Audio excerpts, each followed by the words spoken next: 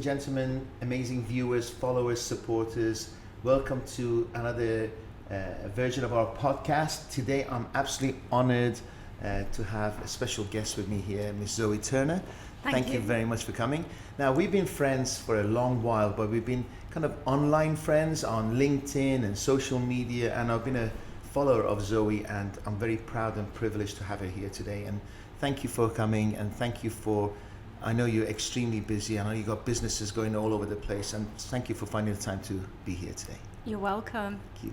I know you looked a bit nervous because you don't know what's coming. What happens is most people ask me, Dariush, what are we going to discuss? What's the subject? What's the agenda? It's like a fireside chat. I know you have an amazing story to share. I know you've got lots to talk about, and hopefully we'll get in a place where you're comfortable sharing it with us, the listeners, the viewers, and you can inspire thousands of people who are listening to this. Would that be okay? Yeah, for sure. Great.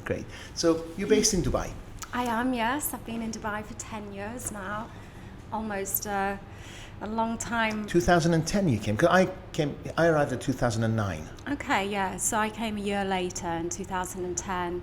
I moved out here in November 2010 to work with for me it was a complete career change when I moved out here. So I'd got a job with a finance company, which is essentially a sales role, and it was new to me because it was something I'd never done before. I'd moved from the UK where I was a child protection social worker for 10 years. So you're in the caring business? I was, yeah. I've got a master's in social work, and I'd done that for 10 years of my life. And alongside that, I'd qualified as a coach and a hypnotherapist, and I'd invested in a small property portfolio in Liverpool where I lived. And I'll be honest, I wasn't very good at delegation, and I was literally burnt out, stressed out, and just strung out, basically. And I got an opportunity. I was very unhappy in my job, and I'd got an opportunity to move out to Dubai. And how it happened, I was chatting to an ex-boyfriend, and he'd been for an interview with one of the large companies out here in Knightsbridge, and he was so excited. I'd called him up to get a builder's number for one of the properties, and he was so excited, and I was like infected with his excitement, and I knew what he was telling me was what I needed to be doing. You've never been to Dubai before? I'd never been to Dubai. I didn't know I was going to Dubai at that point, but I just knew that I needed to be doing something dynamic and exciting. Was he excited about this particular company in Dubai? Was he excited about Dubai? He wasn't moving to Dubai. He was excited about the opportunity. And for me, opportunity for him to work in financial services. I see. Where he was going to be placed, I don't know. And I was like, okay, so a mutual friend, it was my ex-mortgage advisor, he worked in Mauritius and he headed a financial company out there. So I contacted him, and I was like, I don't have any background in that. And I guess that's kind of one of the sore points in the UAE, because it is unregulated, you know. Yes. But he got me an interview, and I ended up getting a job.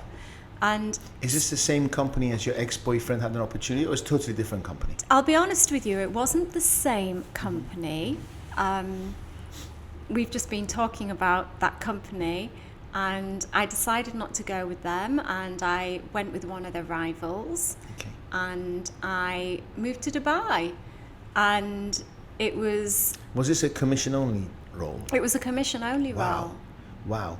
And you were single at the time, by yourself, lady on her own, comes to a Muslim country, Middle Eastern country, commission only. Yeah. And you nervous before we start?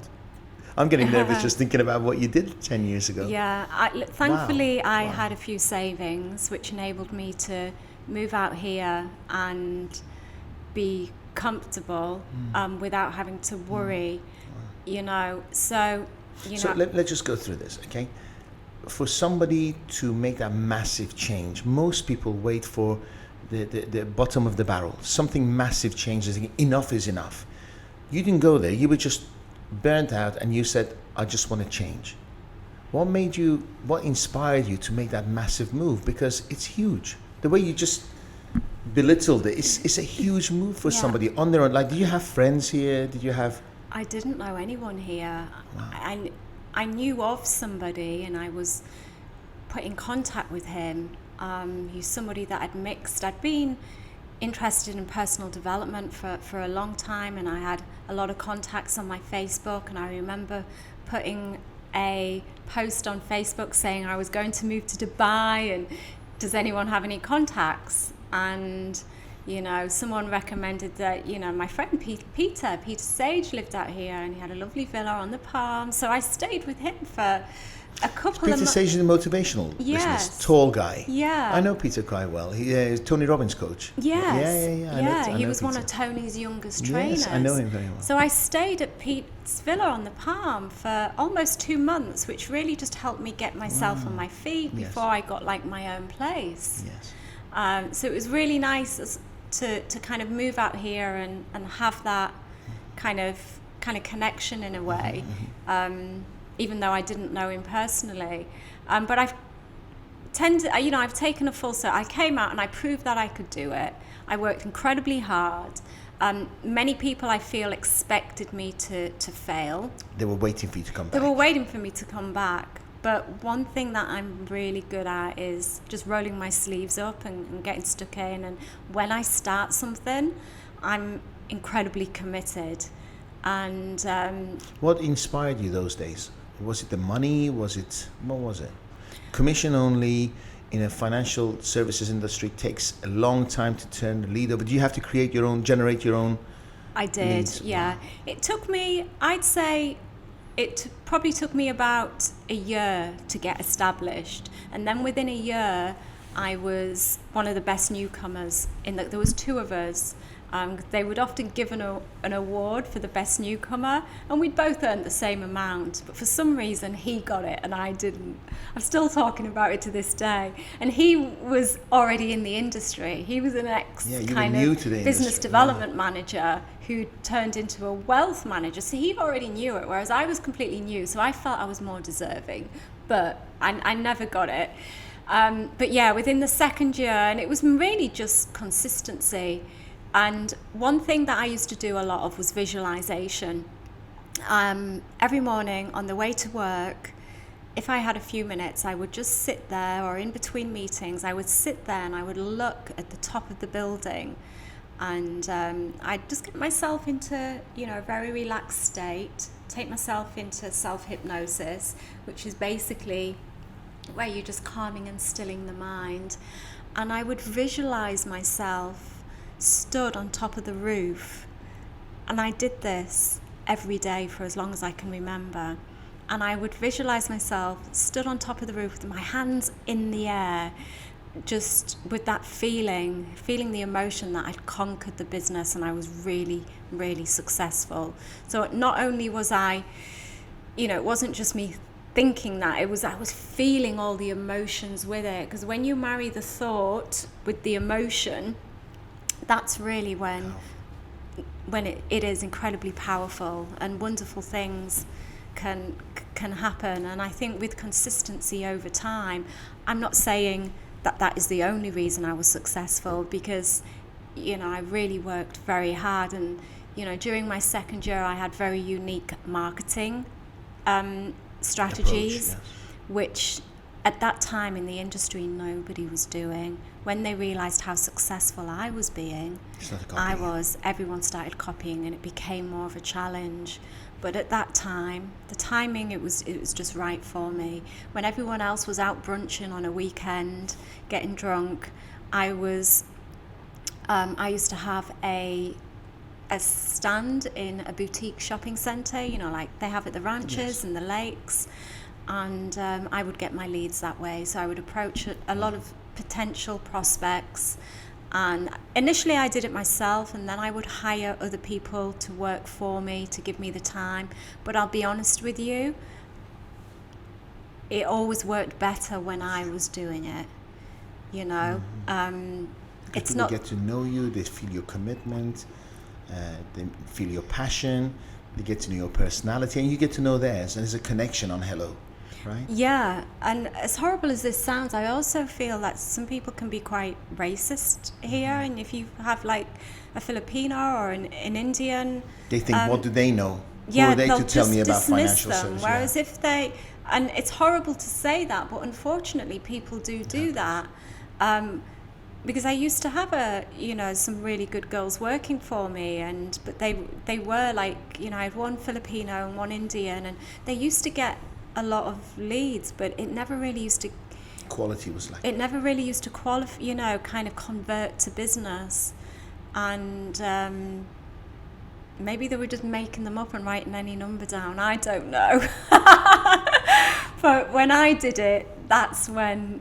I used to convert a lot of it to business. I remember, because I've always been a salesperson, and I was most successful when it rained, because all my competition were in the office. So when I knocked on a door and they saw this guy soaking wet, they thought, God, this guy's committed.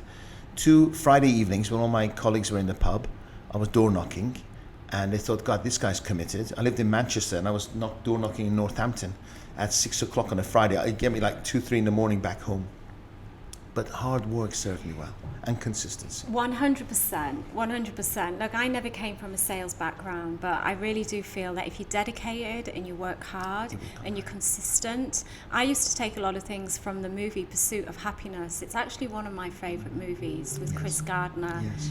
And at the time, we used to do a lot of cold calling, although I have to say, when I was really flourishing in the business, it wasn't through my cold calls, it was through the leads that I was generating through my unique marketing strategies, because they were warm leads. However, when I was cold calling, I used to like to sit at a desk with 2 phones, because I didn't want to waste time. And you remember in the movie, Chris Gardner wouldn't put the phone down. He wouldn't go for water. Because it saved him. 20 minutes a day. It saved it, yeah. And I had the same strategy. I would literally call, but I would literally call 2 numbers, because a lot of the numbers when you cold calling just don't pick up. Ring out. Yeah.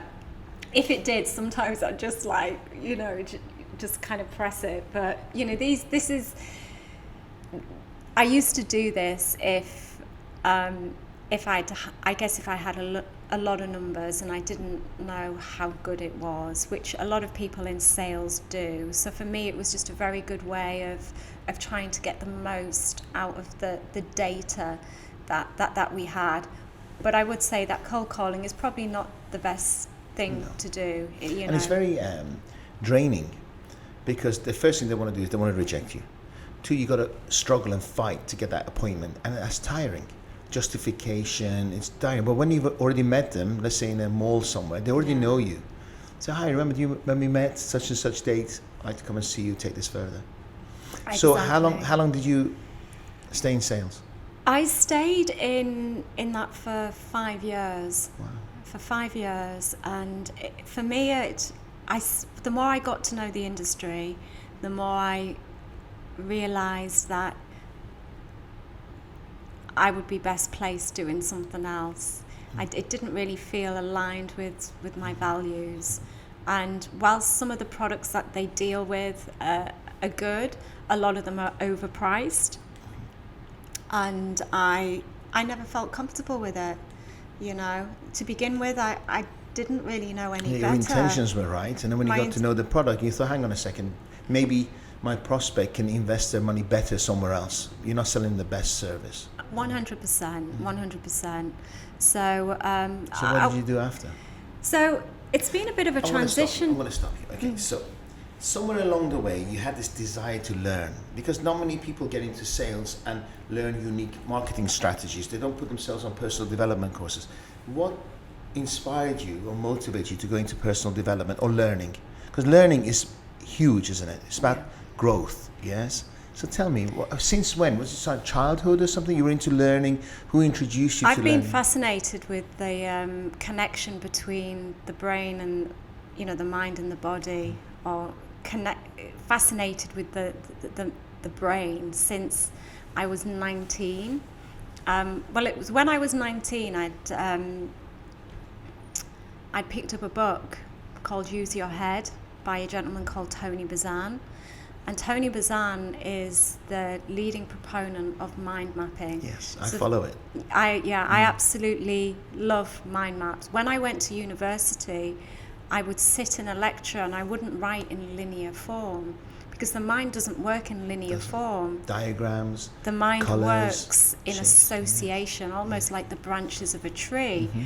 And people would like look over the shoulder and look at me as though I was mad because I'd just gotten out of the habit. At the time, I was really engrossed in word association, and I remember reading the back of that book, or the version. It was one of the first editions that I had at the time, and the back of the book said that he was given an example of a student that who was once a C student, helped him become an A student and get into Cambridge University just through understanding the brain and using the techniques to use his head and apply them to his learning.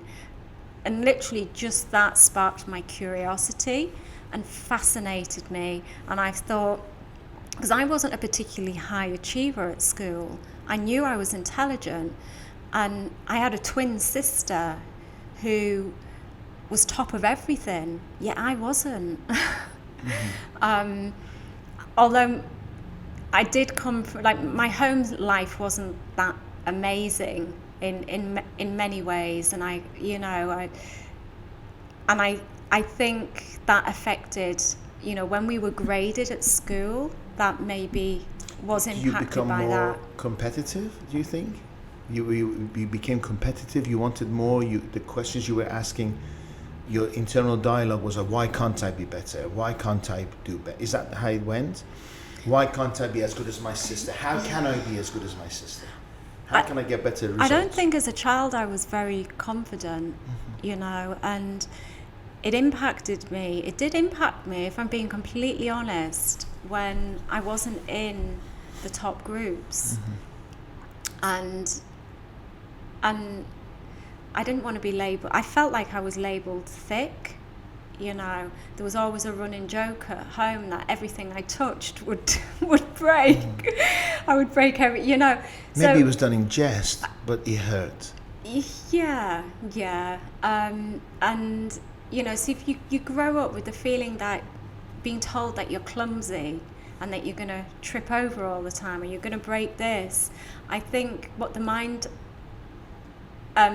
expects to happen, self-fulfilling prophecy, tends to happen. Exactly, it becomes a self-fulfilling prophecy.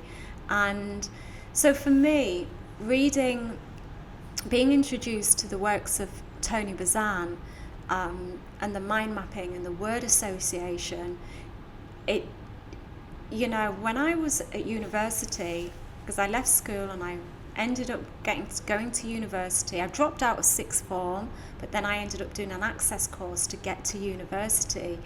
And I was so close to getting a first at university. I didn't, but I was only a few points off. And I know that's probably meaningless to it. No one knows if you got a 2-2 or a 2-1 these days. But for me, for someone that didn't excel at school, that was pretty massive achievement. Yeah, that was a really good achievement. Was it for you or was it for your family to say, I've done it, truthfully? It was for me. Wow, I mean, of course, we all like that, I think. Was it like, you've inspired me? Because I have a mum, we have a close relationship now, but before she knocked me, everything. I think she was not good. I wasn't good enough. I wasn't good as him, her, never good enough. And often I actually resented her, but later on I realized she was my inspiration to do better. Because I want to show her that she was wrong. I think for me, I always knew I had it in me. And of course, it's wonderful if people, your family does recognize your achievements. Unfortunately, I think my parents probably do, but they don't vocalize it. The only two people that vocalized it was my grandparents. I don't think I've ever heard my mum say she's proud of me. Even today? Yeah, even today. How does it feel when you say it? Yeah, I think, even it's weird because even as an adult, you like to hear those words. May I ask you, why haven't you expressed that to her? I think because we're not really that close, But Of maybe- course, I love her. She's Maybe my you, mom. just playing devil's advocate, because I did this. I was in a Tony Robbins seminar, and he said the people that maybe who've hurt you most are the people that you should thank most. Yeah. And it was the case of like, I couldn't stand being too long with my close relation, and I made a decision that I was going to call her, invite her for Christmas to Dubai, and I'm going to make an effort, and our life has been amazing since. And because I made that first move, because I thought to myself, one day it'll be too late, and there'll be never going back, and I'm the only one who could make that change. Yeah, I truly agree, and that is probably the right thing to do. If there's people who you do need to make a closer connection with, it is important to reach out. And I'll be honest, there are a few people within my family that I do really. Is your sister still with us? Yeah, so I have a twin. How is she doing? She's doing really well. She lives in the UK.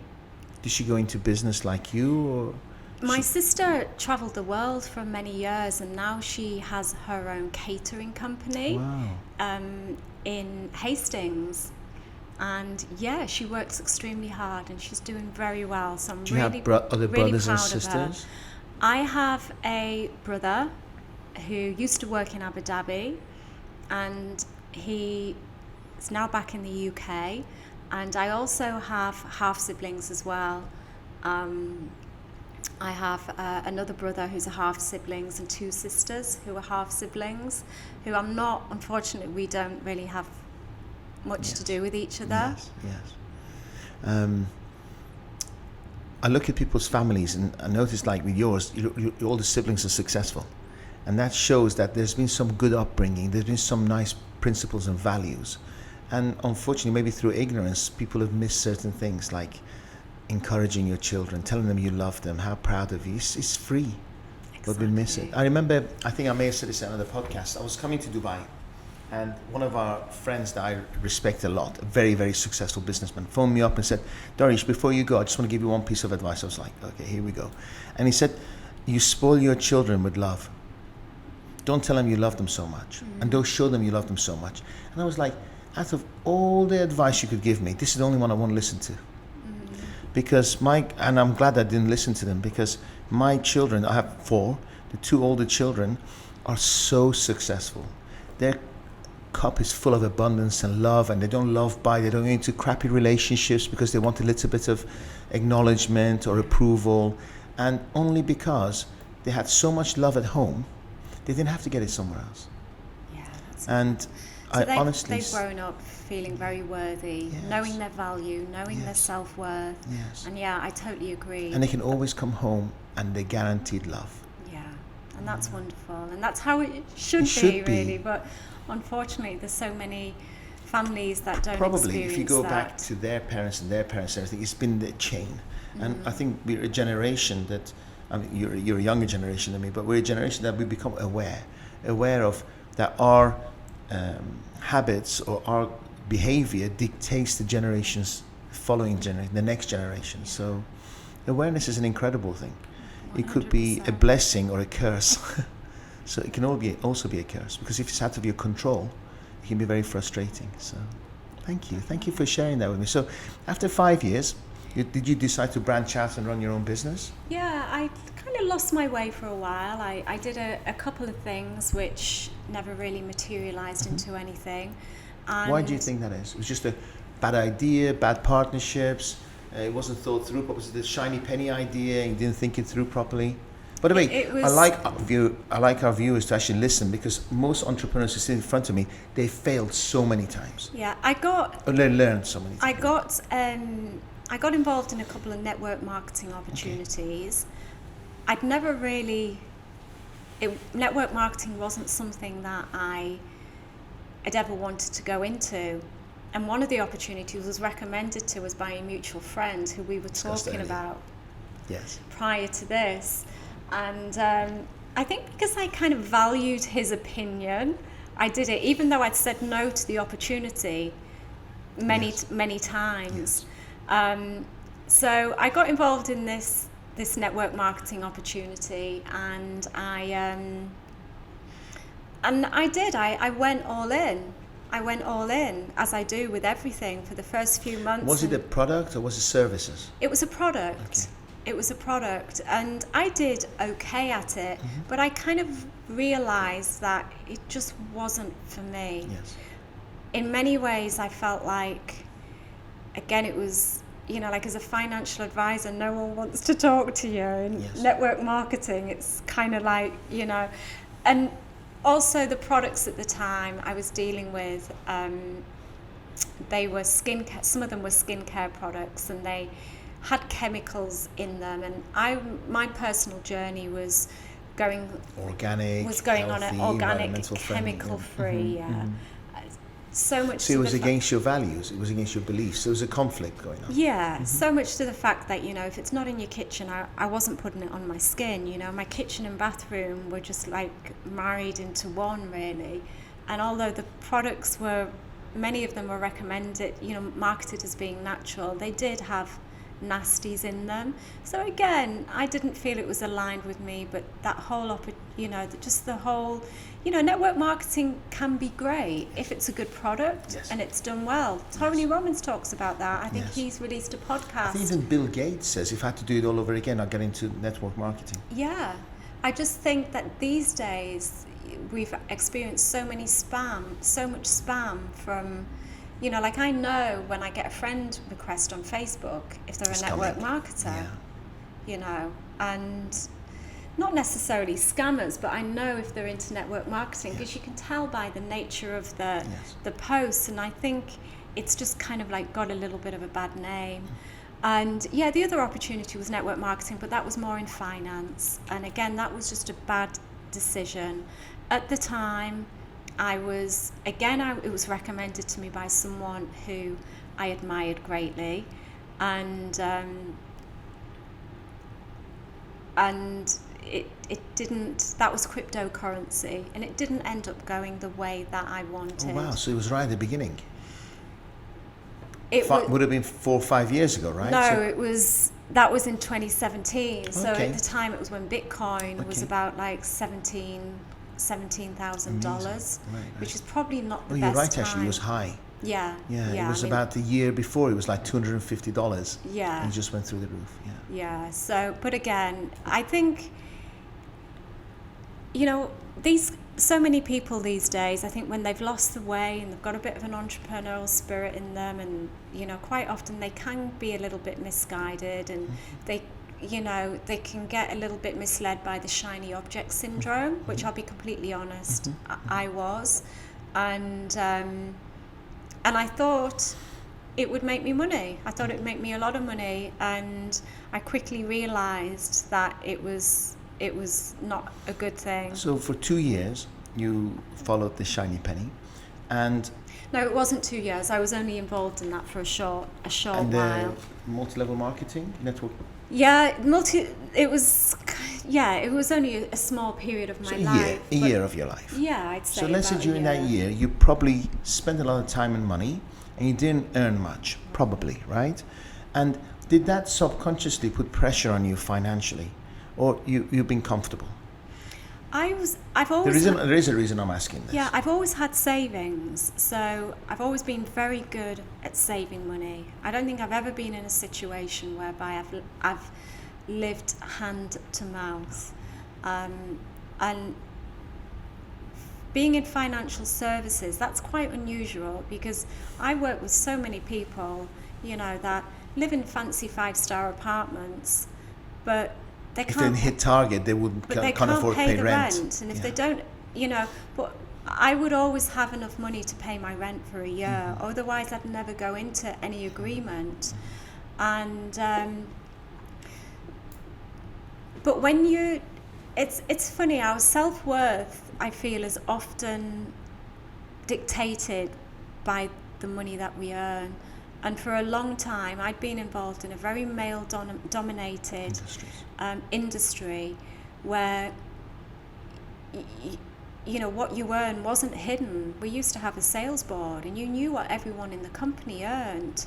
And I used to, as much as I used to try not to let my earnings dictate my mood, they often would, you know, and that's why, you know, in sales you can experience extreme highs and extreme lows, and the highs are when you've done a great deal and, you know, you feel everything's great, and then the lows are when, you know, obviously you're just not. And that not could be the month performing. after, because you're as only good as your last month, right? 100%.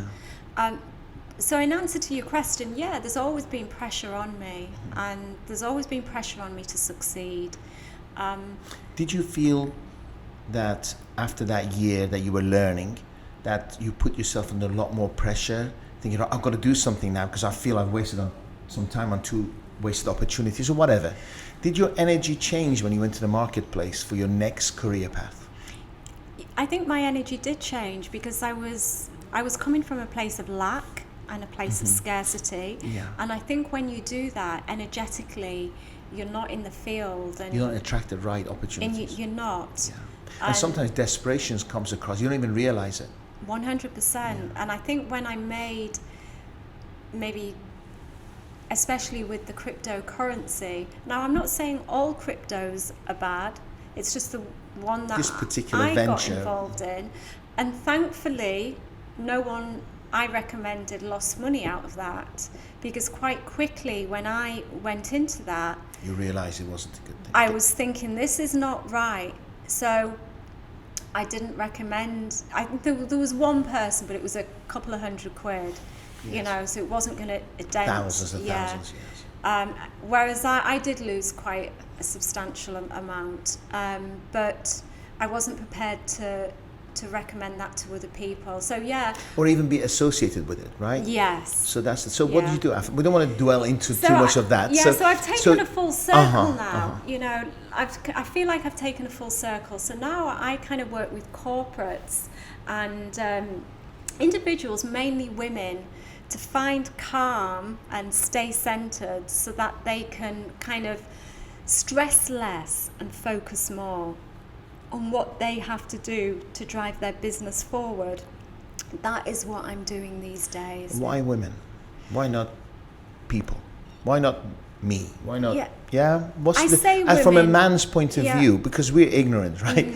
What is the difference between the stress of a woman and the stress of a man? Isn't stress the same? Look, I'll be honest with you. I've just decided to kind of niche down. Okay. And that is kind of like the honest, you know, if a guy, I work with corporates and there's men in corporates, but it just the more people I tend to be approached by is women.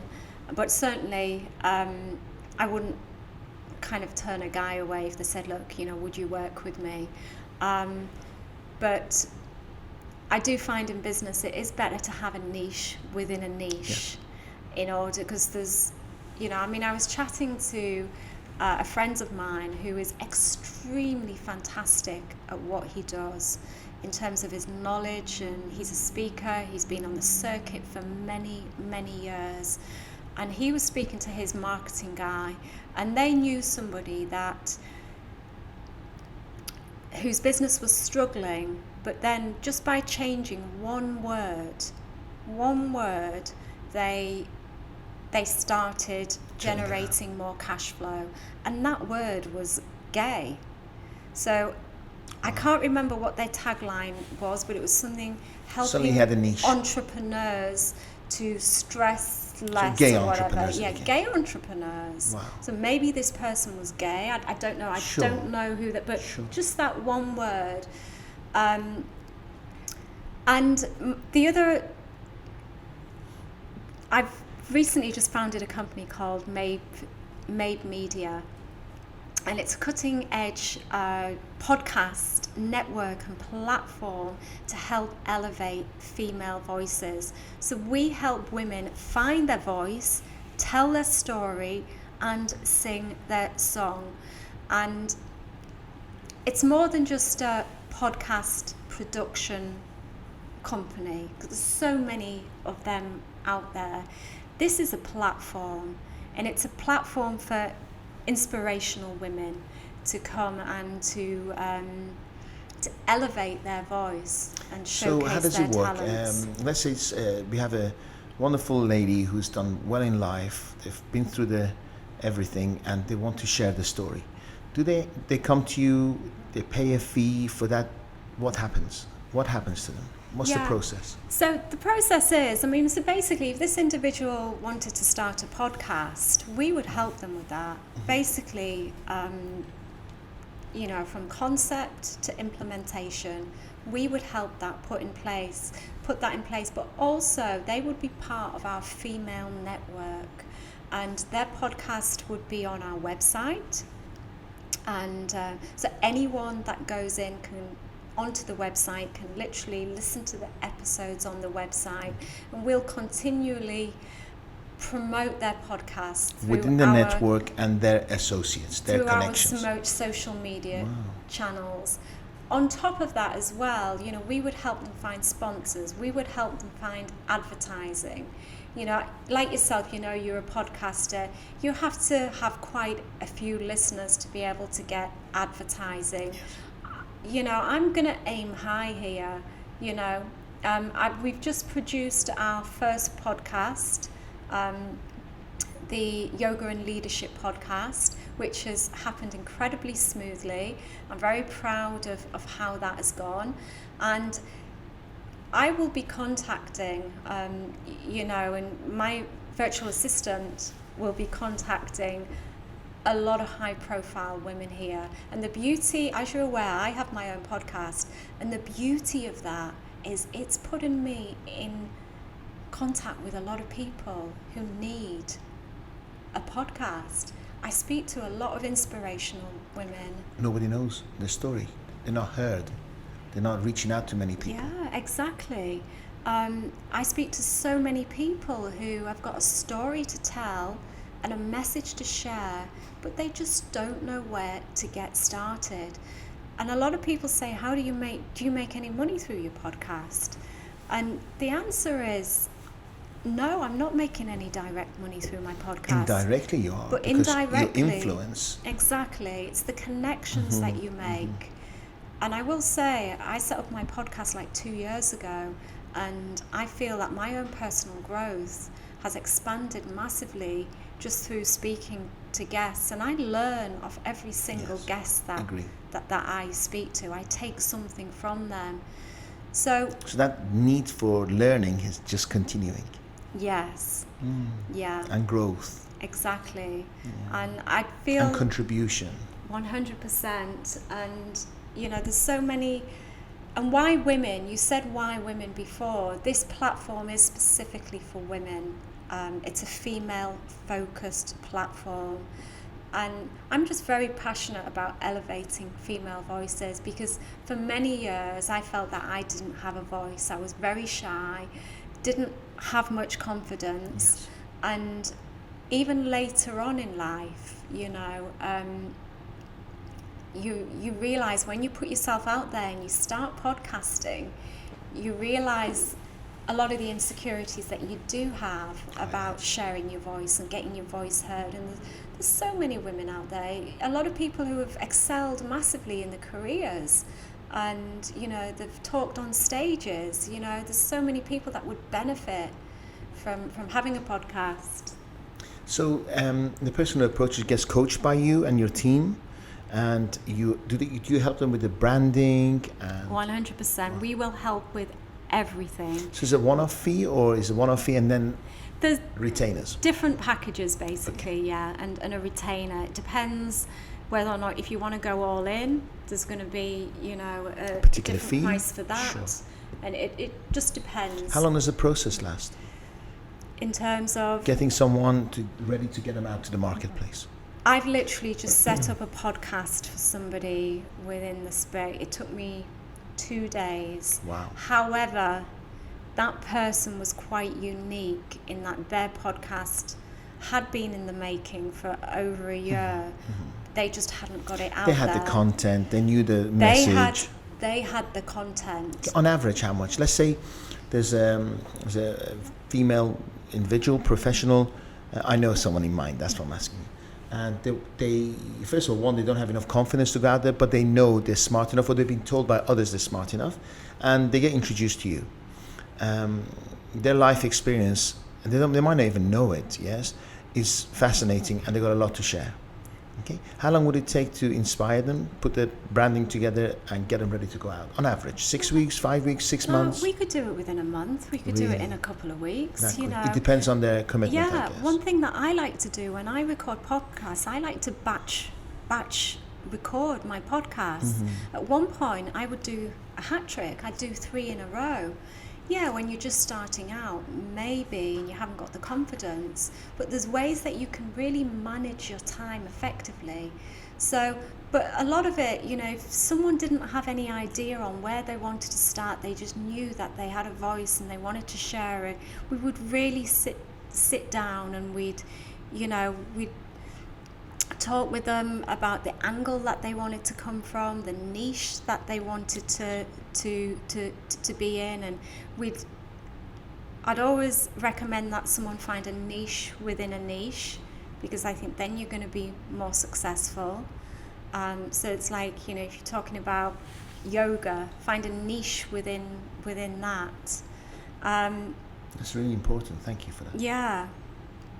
So, but yeah, it all depends on how open the other person is, and you know. I guess there's a lot of coaching going on as well. I guess majority of it is working on the mind, the mindset, correct? Yeah, 100%. And somehow taking that lid off their limited beliefs.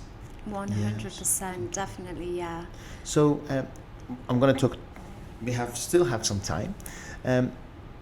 If somebody wants to reach out to you, we're going to talk about other things in regards to the MABEMEDIA. How do they reach out to you? They can reach out to me on Instagram at MABEMEDIA Agency. MABE is M-A-B for Bravo, Echo. B-E, MABE. I'll tell you the brief story behind the name, but they can reach out to me on Instagram under MABEMEDIA, and on Instagram at MABEMEDIA Agency. I'll give you the links and you can put them in the show We will put them at the notes. bottom of the thing. And then on Facebook, MABEMEDIA, and then our website, which is mabemedia.com. Amazing. Great, great. And it's named after my grandmother. I was very close to my nana. Is she and still with granddad. us? She passed away, unfortunately, about 3 years ago. I'm sorry to hear that. And this is her legacy, right? this is her legacy. My grandma was called Mabel. My dad used to call my grandma Mabe for short, and she was an incredibly strong woman. She left school very early because she had 11 siblings, like many families did at the time, and she had to take care of a family. And as a result of that, she didn't know how to read or write properly. Yet her and my grandfather achieved great things in business as a team. You know, my granddad was a bit of an entrepreneur in his day, and they both had they always worked for themselves. And she was an incredibly hardworking individual, very intuitive. I think women tend to be a lot more intuitive than men, and that really helped her within business. So I thought, you know, what better person to name inspire the platform. you as well, because I've been there where you name an agency or your business after a family member, you never want to let it fail, ever. And that's that bazooka you need up your ass, excuse my language, to make sure it never fails and it succeeds, because that's the legacy of your amazing grandma. Exactly, 100%. And she's still there, like she's always there in my heart. But wow, it's just, yeah, it's incredible. Do you know what I find is, I say to my clients, tell the story. If you say MABEMEDIA, they go, okay, MABEMEDIA. But if you actually in there say, maybe at your, I don't know if it's on your website, tell people where the name came from. Because I'll never forget the story. And if 5 minutes ago, maybe you left, I would have forgotten it. But now I'll never forget it for the rest of my life. Yeah. Because there's an emotional story attached to the name. Definitely. So is it on your website? Is this story on your website? It is, yeah. I'm proud of you. It is, 100%. It's there. You're writing a book. I started writing a book a couple of years ago now, and it's a 30-day guide to mind mastery, and it's essentially a guide on how I live my life and what keeps me kind of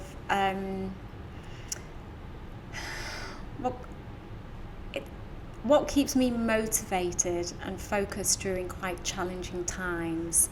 Because you're always smiling. Thank you. You're always smiling because that is a decision, right?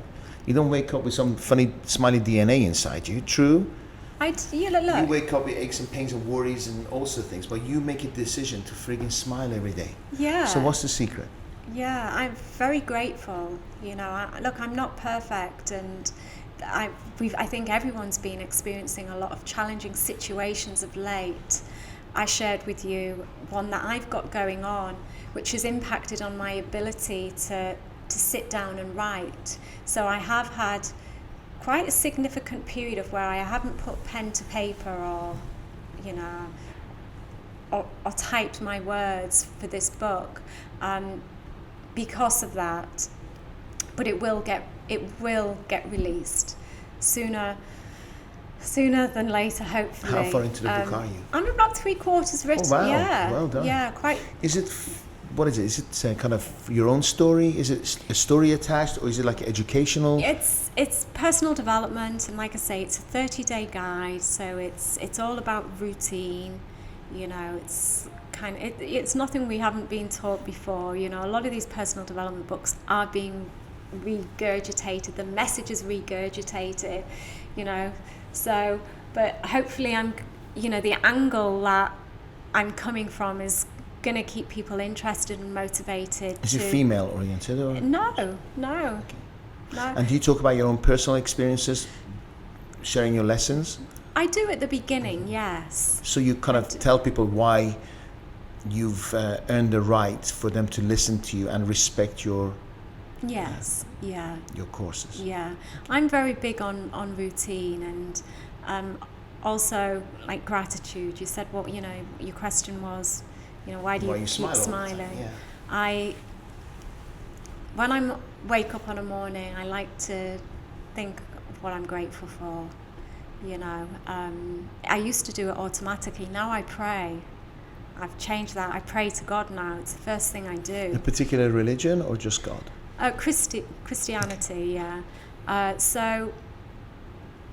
But again, part of that is, when I'm praying, I'm talking about gratitude. But for many years, before I was praying, the first thing on my mind, like I'd program my mind on a morning to just think, right, what 3 things am I grateful for? So even when I'm tired and I just wake up, it'd be like, what 3 things am I grateful for? And quite often I'd forget what they are because I'm in theta state when you wake up. And then I'd be like, but it was the first thing on my mind. And now I pray, and obviously Is your prayer a verse or is it a conversation with God? It's a conversation with God, yeah. I pray every day and every morning and every night. Yeah. And it makes a difference. My in this prayer, it's Muslim, but it doesn't matter. And my grandma, who was uneducated, in this prayer it says, I go to sleep, sleeping on the right-hand side. And I hope I wake up in the morning in the right way. Wonderful. And if I don't, I just want to say how grateful I am for, and then you say what you're grateful about. And my father passed away in his sleep when I was 4. He was 29. And he never got a chance to see his family grow up. He never got a chance to see his son make it or not, grandchildren. And just breathing, to me, is a bonus. Yes, the fact that I'm going to old age now is a bonus because you're not even guaranteed old age, And people say, why are you smiling all the time? It's because I'm blessed to be. I already had a heart attack 11 years ago and had a high chance of dying. And this is a bonus to sit in front of you now, having this conversation in Dubai with this wonderful Yahya sitting here listening. It's just a bonus, isn't it? We're not guaranteed anything. Yeah, 100%, definitely. We are grateful to be alive. One thing that I like to ask God in my prayers is how can I serve people? Because for so long I feel that my life's just been about me. God, amazing. You know, and I think, you know, because I don't have children, and I think when you're in that position, you can sometimes get quite selfish. And, you know, so I like to, when I'm speaking to God, I like to ask him how I can, you know, just help me help someone today. You know, how can I serve somebody else? And it may be something as little as giving the beggar 10 dirhams, or it's just, you know, opening your heart to situations that were always maybe there in front of you, but maybe you would just ignore them. It's incredible you say this, because I went through that. I have a coach, and my coach lives in Switzerland, and today she said, how's it going? I haven't spoken to you for a while, and about a month. And I said, you know what? I have 10 things I need to focus on. And the only thing that I've been focusing on is me. Poor me, why me? I was so self-observed. Yeah. And I forgot about the 9 important things. At the end of the day, if I look at my 10 priorities, I am number 10. You know, whilst I've been focusing on me, I've missed out my time with my kids. I've missed out inspiring my team members, the young, youthful, beautiful staff who come here working for me, hoping that I inspire them and train them. I missed out on it. Financially, we've suffered because I've been so consumed by me. Why does it happen to me? Why is this? Why? Serving others is by far the biggest reason, isn't it? Yeah, 100%. Amazing. 100%. And yeah, we can be quite selfish at times, you know. And I think sometimes when you're going through challenging situations, you know, we can just focus on ourselves, but it is quite a selfish place to come on. How do you snap out of it? Because what I find is when I'm there, I go in this spiral, and my biggest challenge is to snap out of it. And maybe, you know, we're creatures of habits, but maybe when I'm in that spiral place, I'm getting connection with myself and love and significance. So I'm addicted to that spiral. If you were my coach, how would you coach me to snap out of that and think of something else, focus on something else? I mean, it's your thoughts, basically. How do you control Everything your thoughts? comes down to our mind and to our thoughts. All stresses, you know, and quite often our stories are not that important. You know, I'm not saying that we shouldn't ignore them, but my backstory, or, you know, that poor me, like, oh, you know, I never experienced enough love as a child, or my mum's never said, I've never heard my mum say that she's proud of me. Like, there's so many other people out there that have had situations like that, and, you know, I think we have to stop feeding ourselves that poor me story, and it's just all about controlling your thoughts, and that is to still your mind, and it's to breathe. A lot of it comes from breath. You know, it's kind of like, you know, you've heard of the fight or flight syndrome. You know, whenever we experience stressful situations, you know, you get heart palpitations. You've already had a heart attack, so you need to be very aware of these situations. You know, our palm gets sweaty, and, you know, we go red in the face, and we get angry, and this is what, you know, our ancestors, you know, experienced this.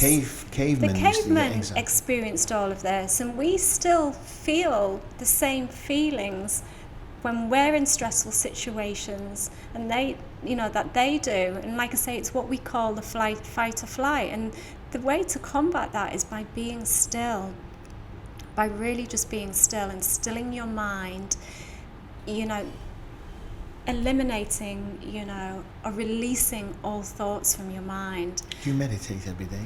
I do. I release meditations on my podcast. I have a lot of free guided meditations on my podcast. How do we listen to your podcast? Can you share it? It's the Zoe Turner podcast, available on all major podcasting networks.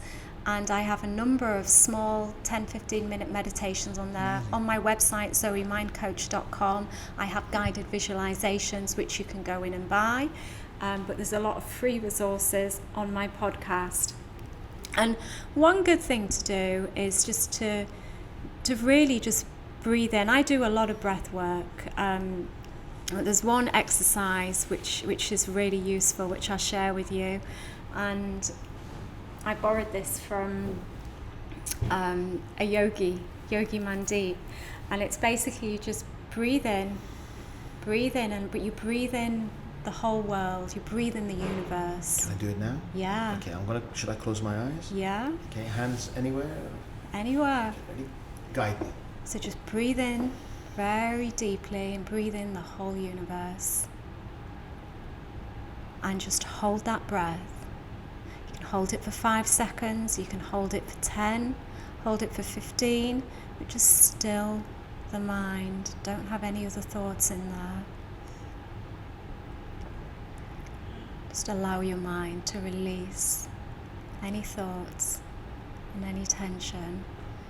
Then when you feel you're ready to breathe, just breathe out.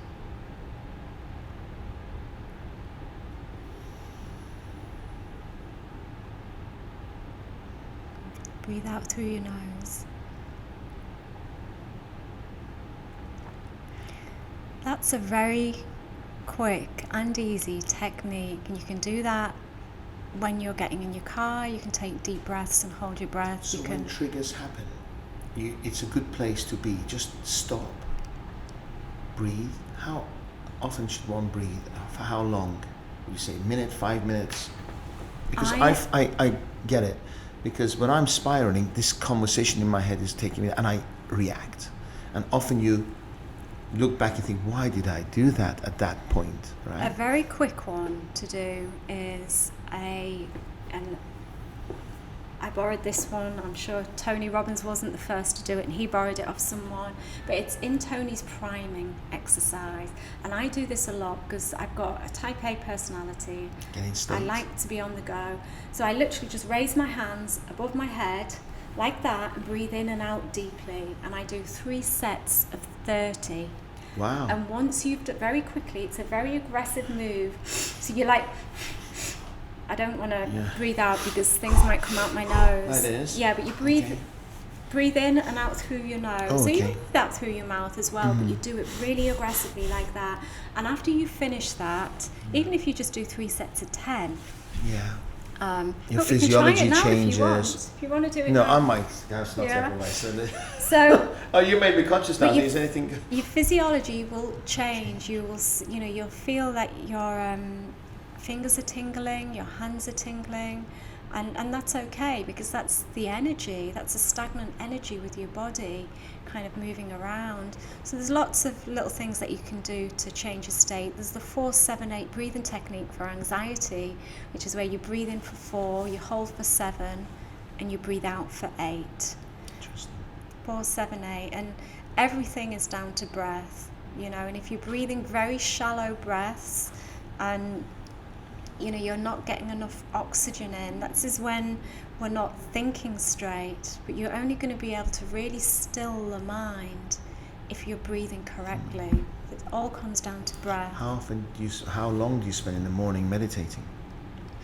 I mean, at the moment, probably about 15-20 minutes, and I normally just listen. I do the priming with Tony Robbins, and I listen to my own meditation quite often because I need to test them. I want to test them out, and I listen to them and I'll be like, God, that's awesome. You're actually good at this. That is really good. But the longest I've meditated for is 4 hours. Dr. Joe Dispenza. I attended a week-long retreat with Dr. Joe. I heard it's incredible, isn't he? He's absolutely, Dr. Joe has opened up visualization and meditation to so many people who would not have been open to it before, because he comes from a very scientific perspective. He's a neuroscientist, and they've done that much scientific research that a lot of people that would often dismiss it as being woo-woo and a load of rubbish, and now especially men would often associate that, and now really open to it because it's backed by science. And what Joe Dispenza talks a lot about is marrying your thought with the emotion. you know. So it's not just about saying the mantra over and over in your head. It's actually feeling, picturing, visualizing what you would like, but feeling the emotion that you would feel when you've experienced that. So it's actually living the event as though the event has already happened. Yes, I believe that, because Tiger Woods used to visualize winning the tournament and then walk from the 18th hole backwards, while all his competitors were going from the first hole to the last. He was, the way he walked, he'd already won it. Amazing. Yeah. He was here, Joe Dispenza, wasn't he? About a year ago, and I think 3,000 people turned out at one stage. I think one day they all went to the desert, right? Yes. Did you go? I did. Thousands of people went to the desert. We did, yeah. Amazing. It was a week-long retreat. You know what's amazing? That he doesn't have the same marketing behind him, but he's got a huge following. Yeah. Amazing following, and everyone I meet talks about him like he's amazing as well. He is. I mean, you know, he has a very good team, you know, and they do market themselves very well, because I'm on his mailing list, and his events literally sell out within days. I think the Dubai event sold out within days. And it wasn't cheap. But it was worth every single of course, the value you get out. Well, I'm just saying, it sold out. 3,000 people sold out. I mean, to be honest, it wasn't that expensive. You know, I've been to a lot of events over the years, and the price of that, I think I paid about 7,000 dirhams. Okay, not too bad. Not $7,000. Okay, for a week course. That's 7,000 dirhams for a week-long event. Of course, I lived in Dubai, so I didn't have to pay for accommodation. A lot of people traveling in had to pay for their own hotel and accommodation, so the price goes up. But the food was awesome. You know, it was worth. And just being 7 days with like-minded people, the energy was amazing, right? Oh, it was. I mean, I'd never. To be honest, I had no idea it was going to be anything like it was. It was a little bit like when I went to a Lisa Nichols event. Yes. The one in Dubai? I did. I went to her Speak and Write event. The Najahi event, yes. The Najahi, which was a 3-day event. And it was a Speak and Write. And she did say at the beginning, she said, I want your transformation. She knows, because she does this on every event she goes in. You know, people walk in there thinking they're going to learn how to speak on stage and to write. But that woman is probably one of the most inspirational women that I've ever had the pleasure of meeting. And just like everyone was just crying, you know, it was very, very transformational. And you know, you go in there and you think, oh, I'm not going to do that, that's not going to be me, but oh wow. It's often the case. I remember when people going to UPW, Tony Robbins, and they don't want to hug, they don't want to go in, they don't want to jump up and down. Next day, they're hugging everyone, they're jumping up and down, they're screaming and dancing. Amazing. Sometimes it's best not to know, because you set yourself expectations and rules. Just go open-minded, and surprises is good. 100%. And it's, you know, it's really worth investing in yourself, either having a mentor or going to these courses. And, you know, I remember one person saying to me, and he was a coach, and he was like, Zoe, you know the stuff, just stop spending the money, you know, just focus on your... He's a coach, stop spending your money on learning. Just focus on your own business. And in a way, he's got a point, because some people do become seminar junkies and they don't do anything with it. But, you know, a coach should advise you on balance, right? It's balance. You always have to invest in charity work, you always have to invest savings, and also invest in growth. 100%. And there's marketing and sales and recruitment and training. Exactly. No, but I just get so much. I mean, I wouldn't say I was a seminar junkie, but I get so much. I've gotten so much from the events. And Najari have put on some fantastic events. We managed the marketing for the Tony Robbins event last year. Wow. 15,000 people in the stadium, we packed it in. Yeah, that was awesome. Yeah. I mean, I would love to attend one of his. Were you there at the last one that Tony came? I was, yes. Nick Vujicic was my guest. I brought him from the US. Did you? Yeah, I've done a podcast with Nick. Were you here when he came in? Such a generous guy. When he I'd hugged love- everyone, were you I'd here? love to When have everybody him. cute. Oh, you missed it. I'd love to have him on my podcast. Yeah, I can organise it.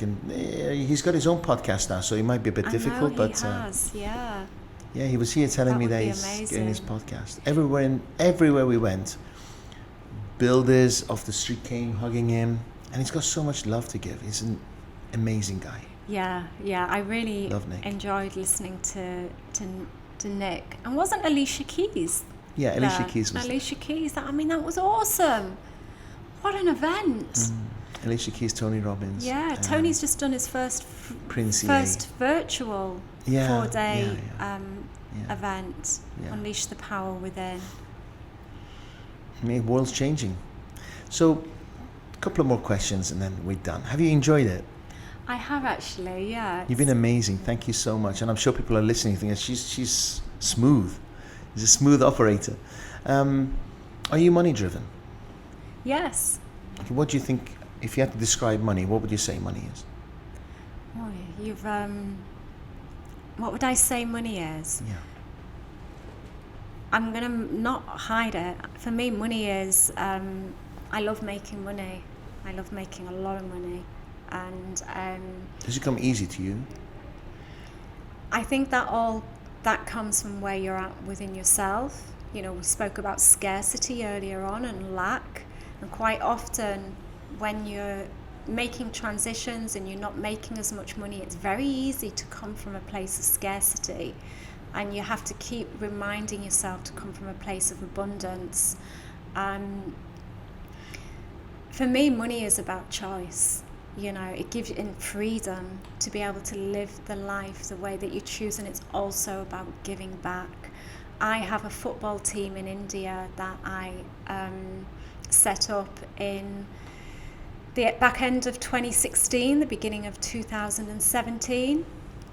11 young boys from a very poor fisherman's village, and you know, I feel like every single one of them now is part of my family, and I would like to develop. I see them every year and we have new kits, etc., but you know, they're getting to the age now where, you know, they're going to school. Well, sorry, they're all at school, but in a few years they're going to be leaving school, and I want to contribute to that. You know, I want them all to be able to have something that they can work towards. I mean, I had a bit of a vision the other day, whether or not it will become a reality, which is buying a house in the village where they live, very poor village, and a house where I can visit and stay in, but also turning it into a learning centre.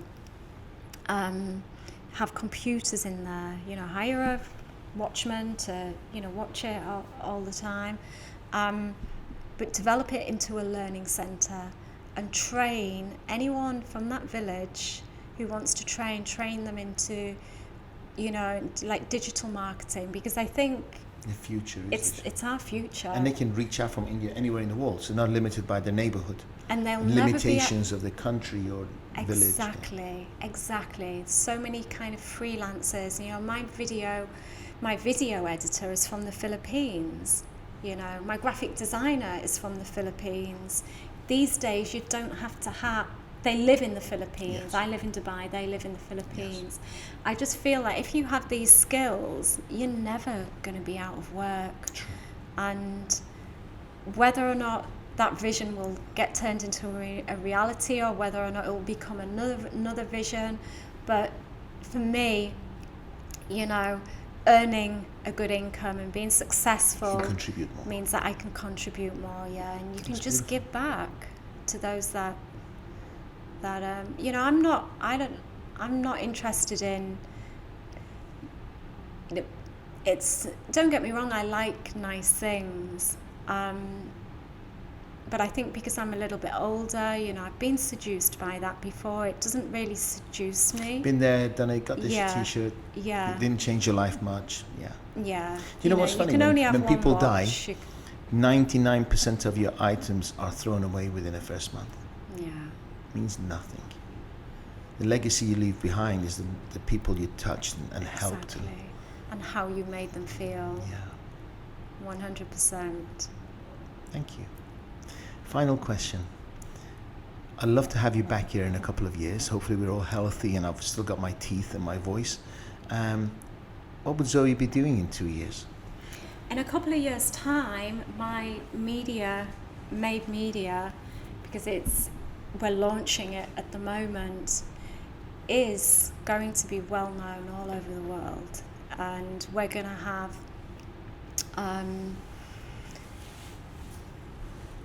have some incredibly inspiring women on the platform, and it is going to be one of the top kind of media companies. That is a vision that I have for MABEMEDIA. Personally, I'd like to get married. I've been asked a couple of times, but I've never been married. Is there anyone in the pipeline right now? There isn't, no. Okay. No. So focus on the kind of man you want, right? Not the ones you don't want. Exactly, Okay. yeah. I'd love to meet someone and get married, and I don't know if I've left it too late to have kids, but I would like to have kids in one way or another. That's nice. I was having a conversation with someone earlier, I think a couple of days ago over coffee, and I said, when I was young, I believe that, I spoke to Tony and he said, look, you know how much I charge? I said, yes, quite expensive and you don't need the money. He goes, the more people pay, the more they appreciate it. And I think dating has become so cheap, in my opinion. As a human being, you're a swipe to the left or a swipe to the right.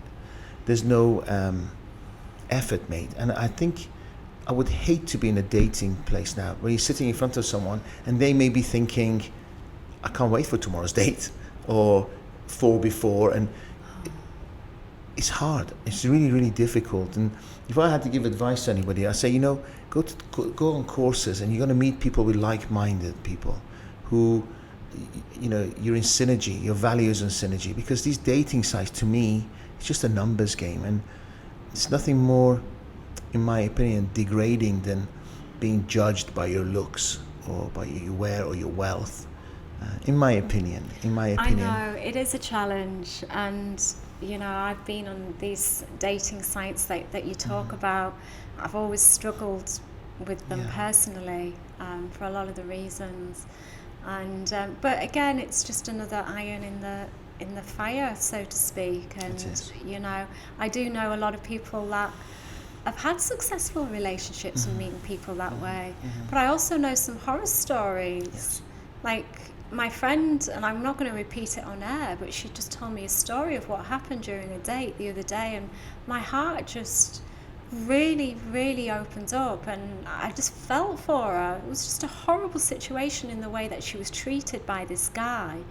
Like, I'd never heard anything like it. There's lots of sharks out there, and I think it opens the door for them to easily find victims or people they can. I just say be careful. Be careful. I mean, it's don't let your emotions rule your head. 100%. Be careful out there, and whether you're a man or a woman, let the other person work for it, because then they appreciate it more. Definitely. And if you don't, it just it's And one thing I've realised, it's don't be afraid to tell people what you want. I often never used to tell people, but but now I am. I do. I'd like to get married. If at all possible, I'd like to have kids. That's and nice. if that person is mature enough to handle that, they're not going to run. And they're not going to waste your time. And they're not going to waste my time. Yeah. The more I explore my Christian faith, the more I really believe in the concept of no sex after marriage as well. No sex before marriage. Before marriage, not after marriage. Before no sex after marriage. marriage. That's like most marriages, right? No, loads of sex after marriage. But whether or not, but this is something that I'm coming to, I've been thinking a lot about, and whether or not, I don't know. It's just there's not a lot of guys out there that would. Unless they're a man of faith and they're a man of God and they take it really seriously. I have employees who are in their late 20s and are virgins, and they want to, for the right person, and I really admire that. I really admire that, because there is something amazing, something special, something that is for the soulmate.